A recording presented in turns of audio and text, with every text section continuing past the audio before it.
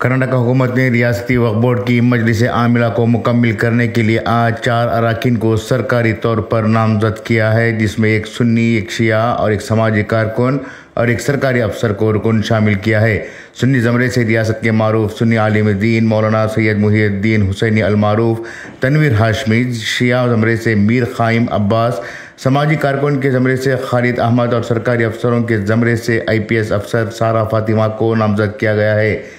इससे पहले मजलिस आमिला के लिए मुतवल्ली ज़मरे से अनवर बादशाह और सज्जादा हाफिज़ मोहम्मद अली अल हुसैनी का इंतखाब हो चुका है, जबकि इस कमेटी के में MLA, एक MP समेत 11 अफराद मौजूद रहते हैं।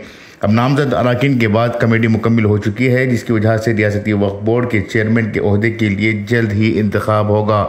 इस इंतखाब में चेयरमैन के ओहदे के लिए नौमंतखब सज्जादा नशीं मोहम्मद अली अल हुसैनी और मौलाना तनवीर हाशमी मजबूत दावेदारों में शुमार हो रहे हैं, जबकि साबिक चेयरमैन अनवर बादशाह भी इस दौड़ में शामिल हैं।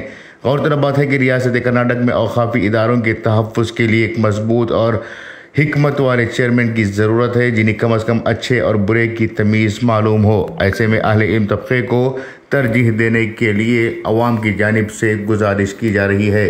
Bureau report, Inquilab news, Bengaluru.